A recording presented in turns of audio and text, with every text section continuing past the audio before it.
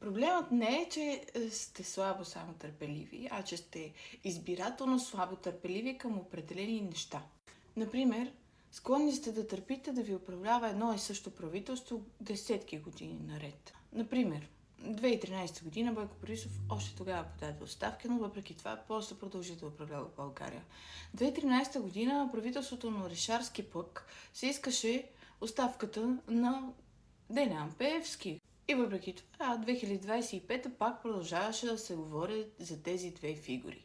Нищо не искам повече да кажа по темата. Само давам пример. Обаче пък за други неща сте страшно слабо търпеливи. Слабо търпеливи сте да чакате на опашката в магазина. Слабо търпеливи сте към хора, които закъсват на пътя и очевидно някой трябва да слезе да им помогне. Слабо търпеливи сте дори към децата си в къщи, които имат нужда от вашето внимание и вие нямате време за тях. Вие сте слабо търпеливи дори към тях.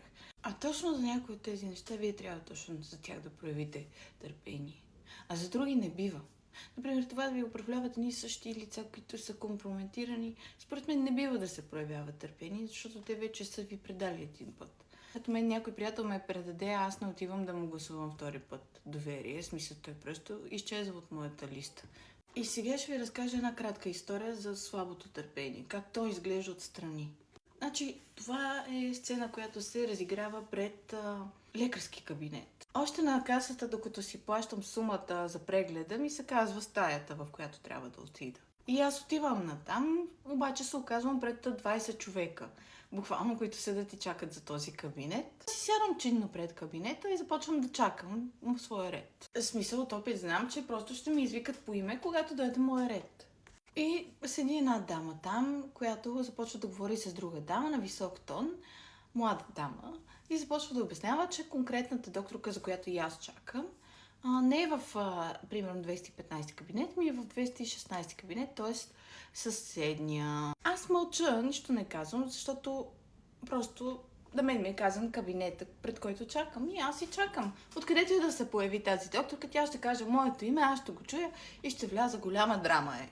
Обаче това момиче, тя е слабо търпелива, тя е настоятелна, натопорчена. Тя е консултант, координатор, тя подрежда хората, тя им казва ти застани тук, ти застани там, ти направи това, ти изчакай този лекар, ти не изчаквай този лекар е в еди кой си кабинет.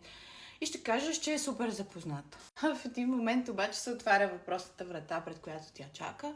Тя поглежда навътре и казва, ма това е моята докторка.